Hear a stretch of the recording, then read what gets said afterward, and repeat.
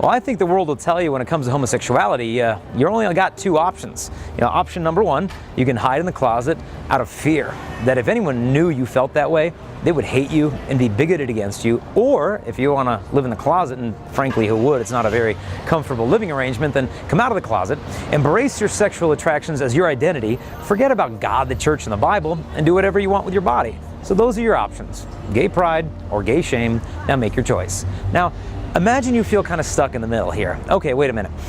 I don't really want to reject God, but I mean, gay shame? Is that my only option? Shame? I mean, why should I feel ashamed of an attraction I never chose? It's not like I woke up, it's like, oh, it's Tuesday, I think I'll be attracted to this person today. No, you don't choose your attractions, just your behavior, so why should you feel shame at something you never chose? Will people hate you for having these feelings?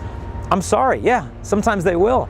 And unfortunately, these people are out there. You see them on TV with their signs, God hates gays. I'm like, no, God hates your stupid sign. Okay, that's what he hates. But the problem is, fanatics like that make the world believe that if you believe in traditional marriage, you're a hateful, homophobic bigot. But is this the case? I don't think so. In fact, not long ago, I went to a store to buy a frame of a painting that an artist had made for me of Pope John Paul II. And I put the big painting down on the desk, and the framer came out, and he took one look at it, and he got kind of quiet. And he said, oh, Pope John Paul II. He said, I used to be a Catholic boy, but church doesn't want me anymore. I said, well, what do you mean the church doesn't want you? And he opened his heart up to me about homosexuality. And I said, no, the church wants you. This is your home. God loves you. I love you. He's like, what church do you go to? And I told him, oh, it's St. Mary's. You should come with me to Mass sometime with my family. And we had a wonderful conversation. A couple weeks later, I came back and I saw him there. Hey, how you doing? And he said, you remembered my name? And I said, yeah, how you been? And we had a fantastic conversation. And about 10 minutes into it, his eyes started to turn a little red and moist. And he said, can I hug you? And I said, absolutely. He came up behind the counter around to me, just gave me this huge hug. It was just a beautiful moment. And I think that he was so touched because he knew I loved him. And I loved him enough to tell him the truth, that your sexual attractions are not your identity. That if I define myself by my sexual attractions, I don't know, my life's gonna get real confusing real fast. Because if I'm attracted to a woman who's not my wife, is that my identity? If I drive by a pornographic billboard and I think she's pretty, is that my identity? No. The world is telling us that, if you experience this feeling, that's who you are. There's all these different identities you can have. But the fact is, the Catholic Church doesn't think there's 58 different types of people in the world. Well, there's gay persons and lesbian persons, bisexual persons, transgender persons, and so on. Now, the Church is not going to deny that some people have certain experiences, inclinations, and attractions. But what the Church affirms is that a person is a rational being. And what that means is there's really only three kinds of persons. There's divine persons, Father, Son, and Holy Spirit. There's angelic persons, the holy angels, and the fallen angels, the demons. And then there's human persons, made male and female in the image and likeness of God. And so if you're a human who has homosexual attractions, you know what kind of person you are? You're a son of God or you're a daughter of God. That is the deepest truth about your identity. And you might think, well, that's nice and everything, but what does that mean on a day-to-day basis? I basically either have to obey the church and live a life of loneliness and desolation, or disregard the church and face damnation? Are these my only two options? Damnation or desolation? Well, thankfully, those aren't the only two choices. In fact, it might sound surprising, but the church is not telling anybody that they can't love. In fact, I would argue that the Catholic Church is just about one of the only institutions on earth that's actually challenging us all to truly love. But the fact is, I think our idea of love often needs to be redeemed. Look at what Pope John Paul II had to say about love. We must not forget that love for a human being must also contain certain elements of struggle. Struggle for the beloved human being and his or her true good.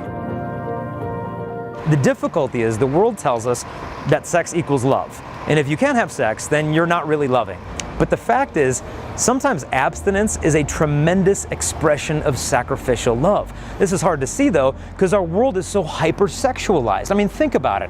You turn on the TV, every product, every car, every piece of gum, this deodorant, everything becomes sexualized. And it's just gotten ridiculous. I was at a store and I saw a magazine there. It was like a craftsmanship, woodworking magazine for carpentry. And it said on the cover that inside were the blueprints for sexy shutters. And I'm like, oh, come on. I mean, is this what we've come to, sexy shudders? I mean, could you imagine if you were at home and one of your friends came over and he came in your kitchen and he said, wow, you have some really sexy shudders in your kitchen. You'd be like, wow, like, you're a really weird friend. But this is the culture that we live in. Products are sexualized. Our friendships are over-sexualized. If you're a guy and you really like hanging out with another guy and you really enjoy being in his company, people are like, hey, you kind of have a little bromance going on over there?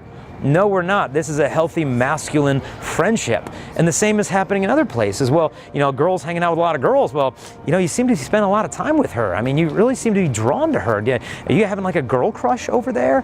And what people don't understand is that you might not have heard this before, but you're supposed to be attracted to members of the same sex.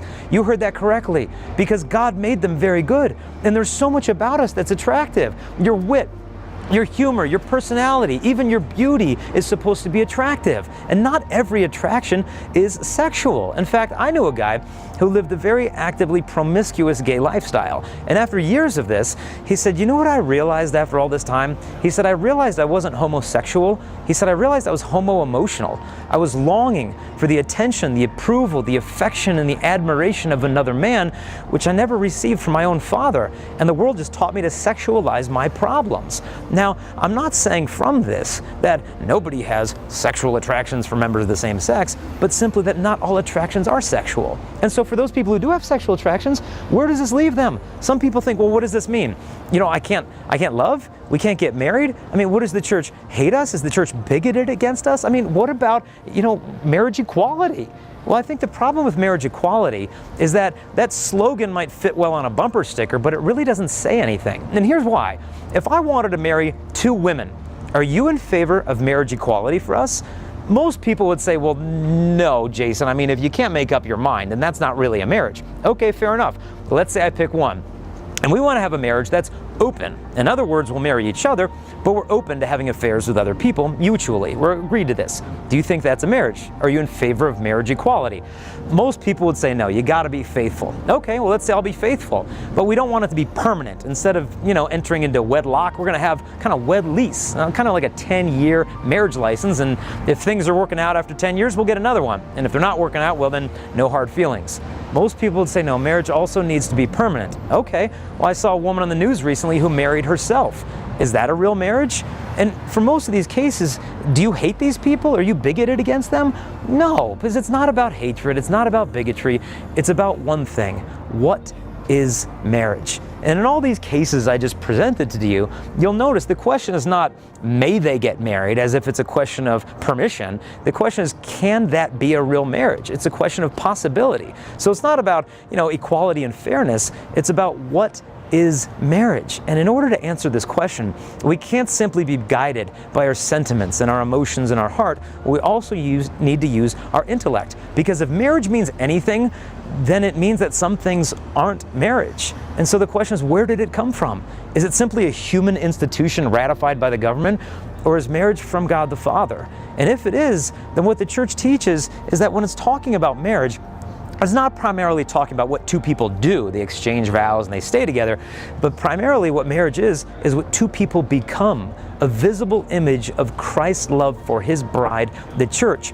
Earlier in the program, we had talked about how this love, when it's sexual, should reflect God's love. It should be free, total, faithful, and fruitful. Now, 2 people of the same sex could be faithful to one another. They could enter into a relationship without being forced by another person. But the question is, can their bodies totally give themselves to the other? Can their sexual union, by nature, be fruitful? And the answer is no. And this is not about hate speech or bigotry, it's just about biology, because marriage is not consummated by 2 people doing something sexual. A marriage is consummated by the 2 becoming one flesh. And some will argue, well, the church just needs to be a lot more tolerant than it is. But you were not created to be tolerated. You were created to be loved. And if you love somebody, you can't lie to them. You can't pretend a false compassion to be more merciful than God is. When you love someone, you have to speak the truth to them. And part of the truth of Christianity is the cross. And this, no doubt, is one, to pick up your cross and follow him. It's difficult. And this suffering comes in life when our wills don't match up to the will of God. And this happens in all of our lives. And at these critical moments, we're faced with this question: do I love God to the abandonment of my own will, or do I love my own will to the abandonment of God's will? And at these points in life, what we need more than anything is fellowship. Because we can live without sex, but we cannot live without intimacy, fellowship, friendship, people who love us enough to speak the truth to us and lead us closer to Christ. And you know, the Catholic Church has canonized people as saints who've been from all walks of life. We've got kings who were saints. We've got slaves who became saints. We have prostitutes and virgin martyrs who became saints. And I look forward to the day in the Catholic Church where there are canonized saints who experienced homosexual attractions and chose to glorify God with their bodies. No doubt this is difficult, but in those moments of your life when you sometimes don't accept yourself and you don't feel accepted by others, know that God is always the one who accepts you, that He loves you, that He has a plan for your life. And on behalf of anyone who has ever expressed any hatred or bigotry towards you, I ask your forgiveness on behalf of the church for the times that we have failed to love you properly. Because I'll tell you, I grew up in an all-boys high school, and at the time, it was an extremely homophobic environment. We were all so insecure. You're gay. No, you're gay. No, you're gay. You know what we were being? There's actually a theological word for it. It comes from the Greek idiotes, and in English, it's idiot. Okay, that's what we were being. And so as a result of this, I need to ask your forgiveness. And I've outgrown that garbage, but unfortunately some people haven't. And so we need your friendship in our life. And I hope you'll realize that you could use ours as well. Because I'm sick and tired of the media telling us that we all hate each other. Because that's not true. We love you and we need you in our lives as well. And the church is your home. You're called to communion, and let's do this thing together. No more of this they and us, we and them. All it is us. The family of God with all our different crosses, stumbling together through life, trusting in the Father who has a plan for each one of us.